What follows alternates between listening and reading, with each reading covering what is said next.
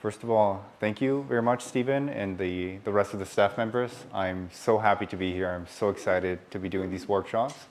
It's really amazing how AI has just captured a worldwide attention, and it's really exciting to see that there's so much interest in with the amount of people that we have here in learning these tools.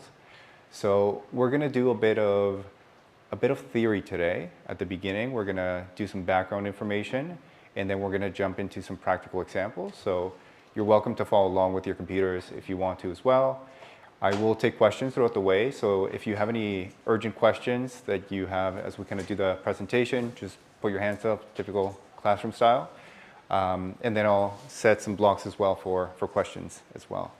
I'll be sitting down as well, given that there's quite a bit of typing on my side and a lot of demos, basically. Right now, we are kind of living in this weird period where there's so much information on the internet that we're kind of scattered a little bit. Sometimes it feels like we're very distracted.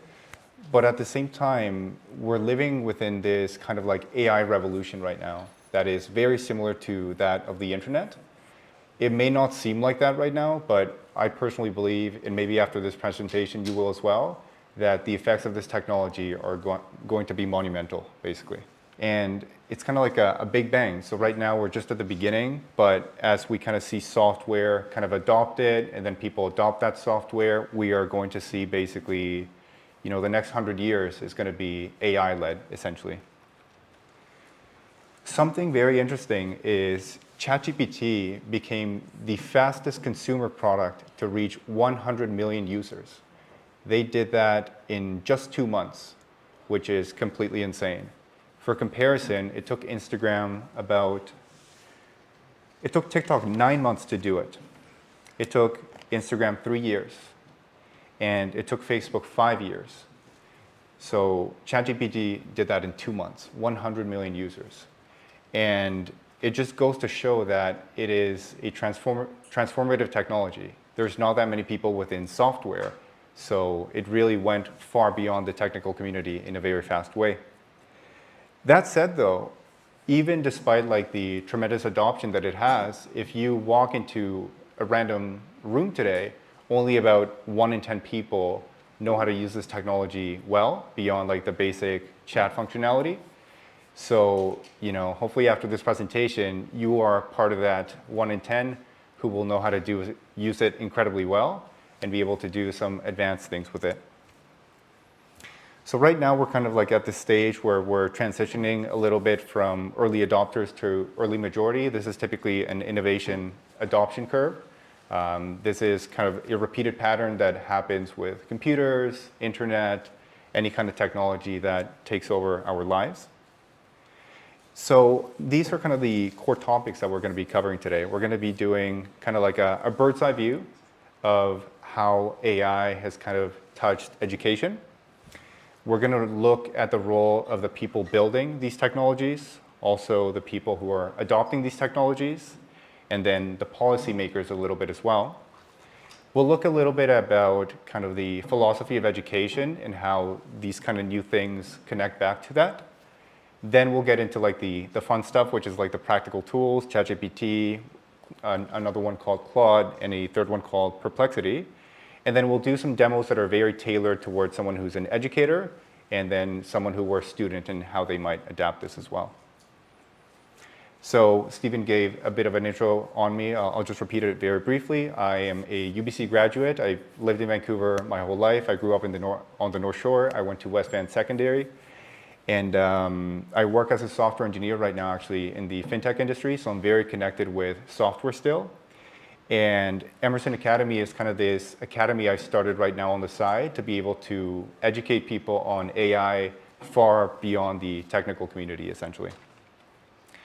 Kind of a fun connection is that similar to this school, I have a connection to kind of, experimental learning, learning that is, beyond the public school system. The first school I went to, and the school for the first 10 years of my life, was a school that my mom started. And very similar to Bodwell, I kind of share that history a little bit. And then there's a famous quote that you may have seen, maybe not, but it's very often quoted within the technology community that when there's a new technology, it often seems like magic. And I think you'll kind of see that today, that you may not understand how this kind of actually works, but you just have to trust it at the beginning. And once you feel more comfortable with it, we'll go a little bit deeper and stuff. So let's look at the landscape a little bit. Before that, I'm going to give a super high overview on what this new technology is, like what essentially happened around 2021, 2022.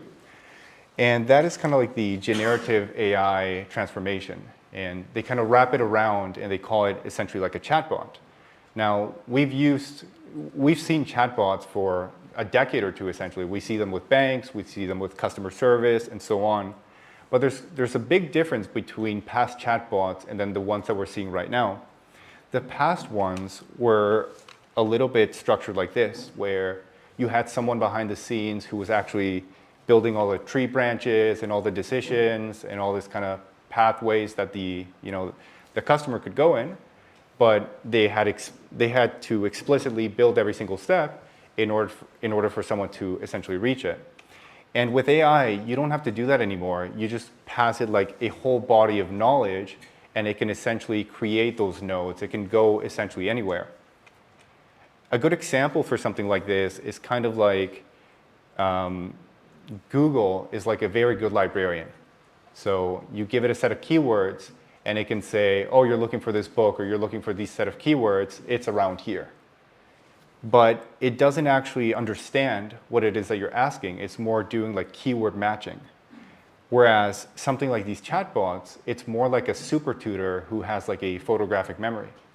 And they've actually read every single book in the library. So when you're asking it for stuff, it knows explicitly the area where that part is, and it can provide interpretation on top of it as well to go far beyond just finding stuff for you. So this is like the most basic example. If you were to have a leaky faucet and you were trying to fix it yourself, on Google you might start with like a search like this. But then that last part of how you get to the answer, you essentially have to start opening up all these tabs. You have to like go parse through them, maybe watch a couple of videos. And there's a lot of thinking involved still that you have to do. Whereas with something like a chatbot, if you were to do the same thing, it will synthesize all the results that you kind of saw on Google, and it'll give you the best answer that it has. And the cool thing is, you started this conversation with it, so as you kind of continue, you can go right, you can go left, you can kind of go in the direction related specifically to that leaky faucet, like maybe it's under the sink, and so on. So in terms of like the bird's eye view, the way I kind of like to think about this is these three kind of pillars. We have the people building, we have the people kind of adopting these technologies, and then we have kind of the policymakers, given how disruptive this is. On the adoption side, we're only going to be covering education, but obviously this extends far beyond that. On the side of the builders, I think it's just important to have kind of a brief idea of who's out there and what's kind of happening. Something that I think the world hasn't kind of understood is that we've been accustomed to Facebook, Amazon, Apple being like the tycoons of the world, like these big tech companies that are bigger than everything. But what happened over the last 2 years is NVIDIA basically overtook all of them out of nowhere. And the reason for that is because NVIDIA is essentially providing all the power and compute behind all these chatbots that you're essentially using. So, the biggest company right now in the entire world by market cap is actually NVIDIA. It's no longer Apple, who ships over like billions of phones. And that's quite interesting. So in my opinion right now, the two AI leaders to kind of keep in mind, who you don't hear about so much because they're not building these consumer products right now, but they're building the infrastructure for the next 30, 50 years, are basically NVIDIA and Tesla. Whereas the consumer applications that you'll begin to see from the existing incumbents will be Apple through your iPhones, your Macs, Google, Facebook, and Microsoft. There's also quite a bit of new companies, and that's the ones we're going to be exploring. What often happens with new technology revolutions is that the people who are already big cannot move as fast, they have a hard time adopting, and then you get these new young kids who out of nowhere build Facebook. Or in this case, for example, they built OpenAI, which came out with ChatGPT. Now, the interesting story here is that, funny enough, the second one that we're going to be exploring as well, which is called Claude by a company named Anthropic, the founders are actually from OpenAI as well. So, a very interesting story right here is that is the original co-founding team of OpenAI. But from that team, there's only one member who is still there, which is Sam Altman. Everyone else has kind of had some politics and disagreements and kind of gone their own way to build their own company.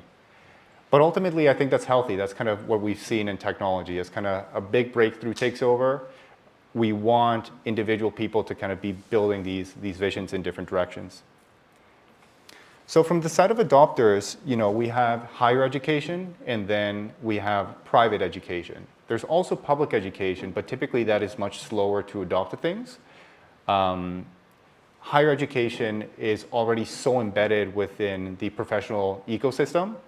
In this case, the schools that I'm showing have essentially created these systems where they kind of funnel their smartest kids through their education programs, either to academia and research or into something like this, which you see on the right-hand side.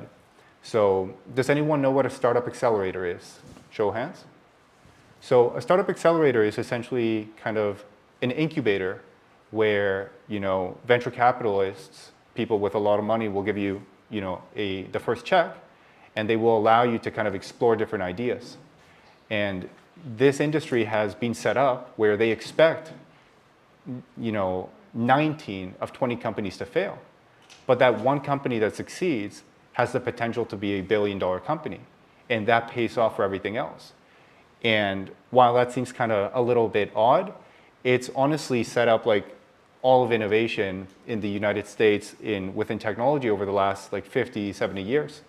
That's what kind of gave spawn to Steve Jobs with Apple and Microsoft, all the computer companies in the 70s, 80s, and far beyond that as well.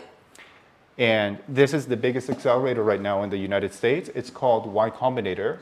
So if you ever hear of a Stanford student or someone from Waterloo or Toronto, how we are going to be kind of using this technology.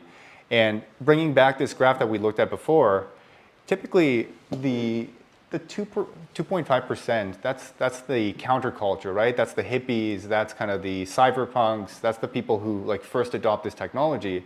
But far beyond that, the early adopters of any technology is typically people who are a little bit more affluent and have the ability to kind of pay for training, pay for access to it, and all that kind of stuff. And the example I actually give on the right-hand side is Tesla. So, for example, on the top right, you actually see the first Tesla Roadster car, but it has a Lotus frame. It's not even a Tesla. And those things were selling for so much money to very rich people.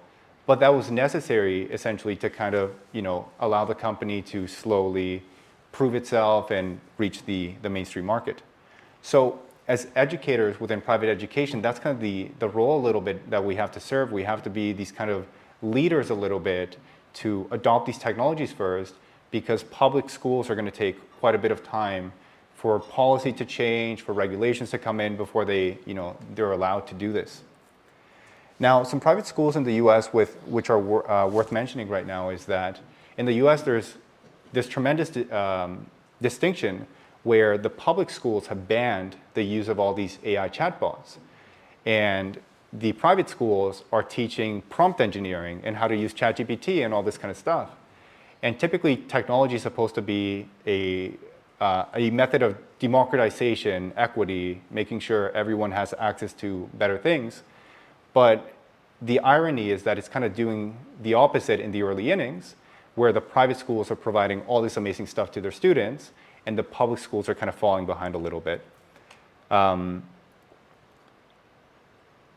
So, for example, the New York Department of Education, they banned ChatGPT for a very long time, and it was only very recently which they kind of rescinded that ban, and they kind of started allowing their students to use it. And the sentiment that has changed a little bit is to view this tool as kind of as an enhancer rather than as a replacer. And you'll see that over and over throughout this presentation a little bit.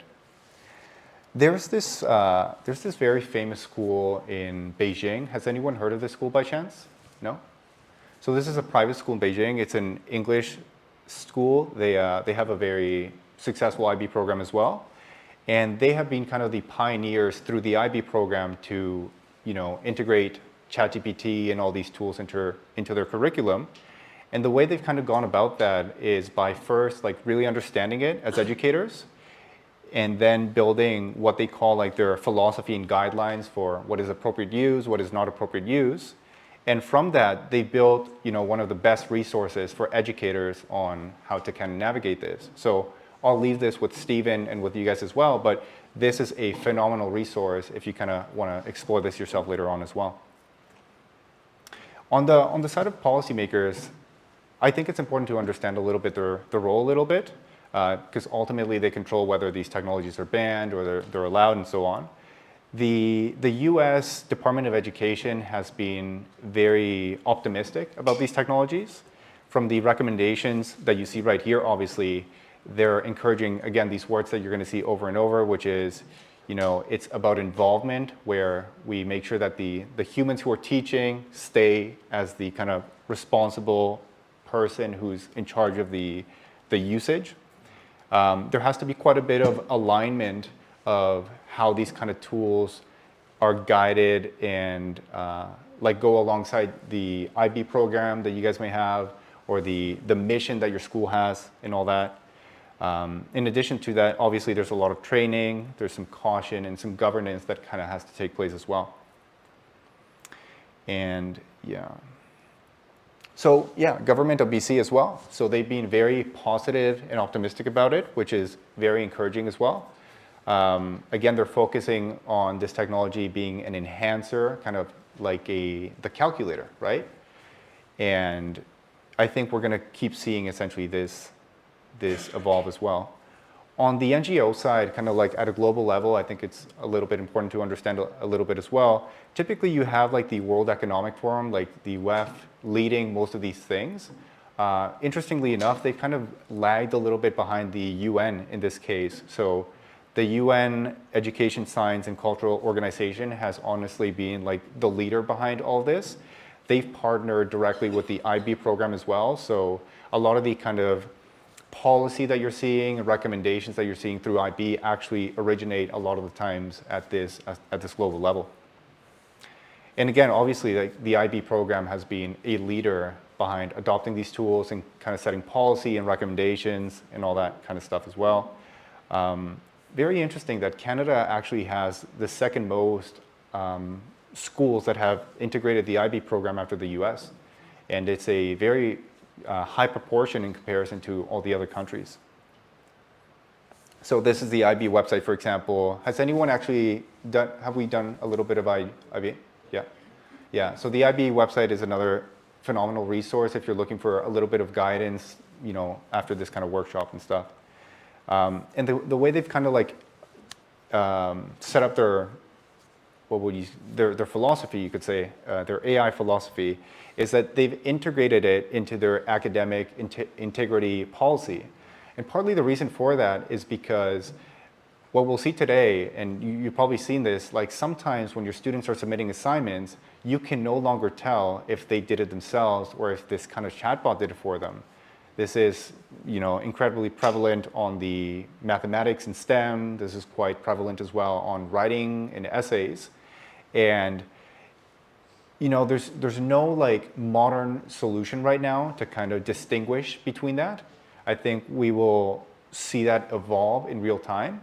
But until then, we want to encourage essentially our students to understand that they shouldn't be doing their assignments with this, because ultimately they get hurt when they get to the exam and they don't know how to answer certain questions, or they get into upper years or university and so on. So we should be teaching like ethical use rather than restriction. That's a huge emphasis of the IB program. And these are kind of the best practices that they provide. They want you to use it for research, not to write the final essay. How to think critically with it, how to find answers and navigate it in all these kind of like different pathways.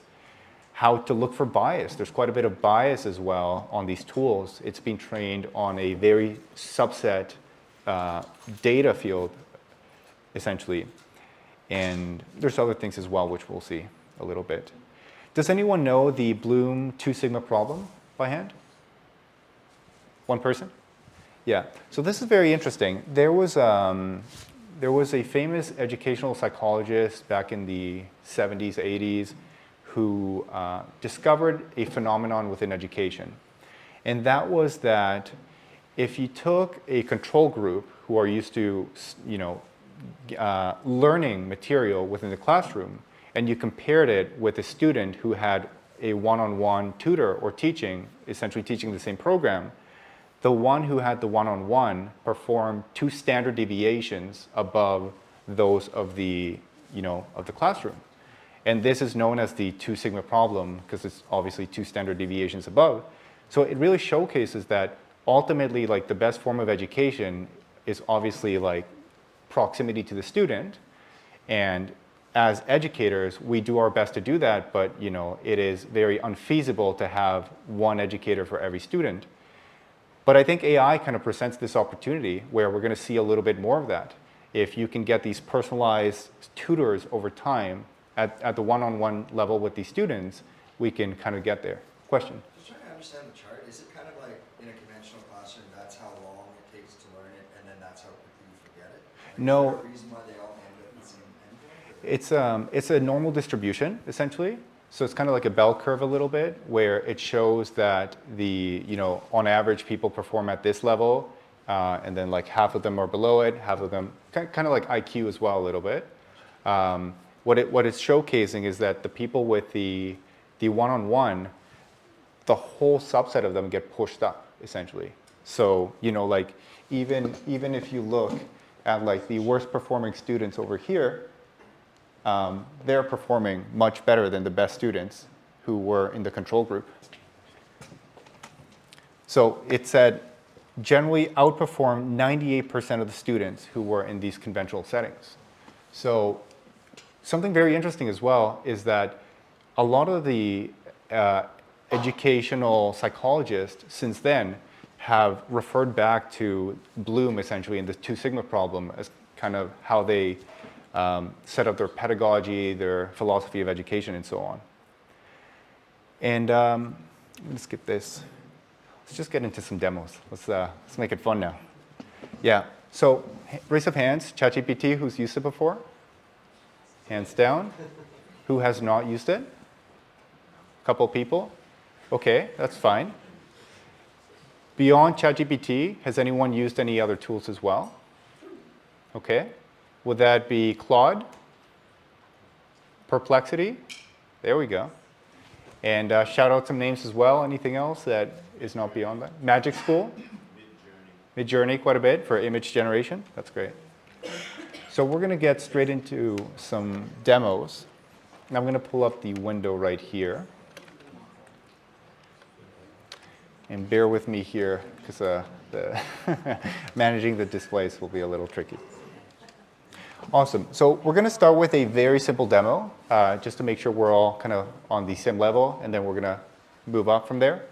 So a very simple example for how you can use these chatbots is to explain a topic. And you could ask it to explain like a very simple thing, or you could ask it to explain like, nuclear fusion or something. And if you asked it just to explain this without providing additional context, it would give you an answer that has technical terms, that has a bit of jargon, because it's assuming that if you're someone who wants to learn about nuclear fusion, you're likely in the upper years. That said, if you specify a little bit more detail with the prompt, you can say, explain to me what nuclear fusion is as if I'm 10 years old, as if I'm a high school student, and it will adjust the terms, it will adjust the analogies, it will adjust all these different things to kind of accommodate for that. So let's take a look at what that would. We're going to see that in real time. Let me just pull up the demos.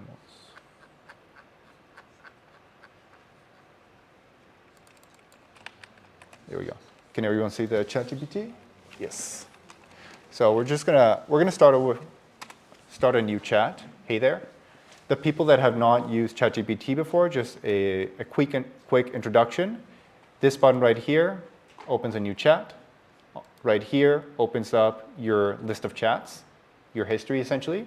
You can kind of compartmentalize all the different kind of questions that you have into different chats, which is quite useful.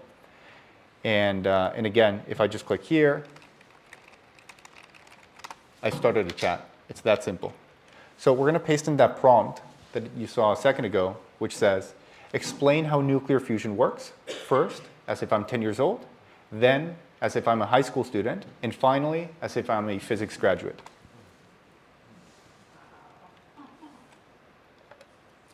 We'll take a look at the differences.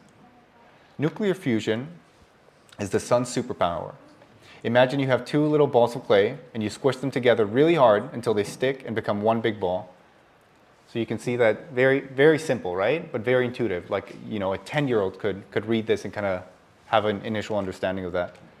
Whereas the high school one, nuclear fusion is the process that powers the sun and other stars. It occurs when two light atomic nuclei combine to form a heavier nucleus. So it's already kind of introducing a little bit more terms that maybe someone in high school would have seen before. Something like atomic, nucleus, Einstein's equations, and so on. And obviously when you get to the physics graduate level, you're going to get very specific elements. You're going to get very technical explanations about kind of how it works. And the cool thing is, like, you can expand on this. You can say, I didn't like the 10-year-old one.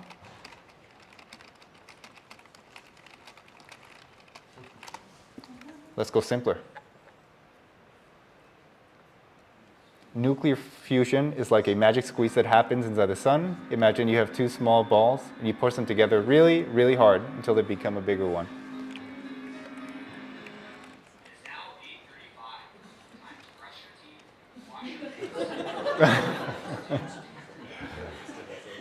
That's okay, that's fine.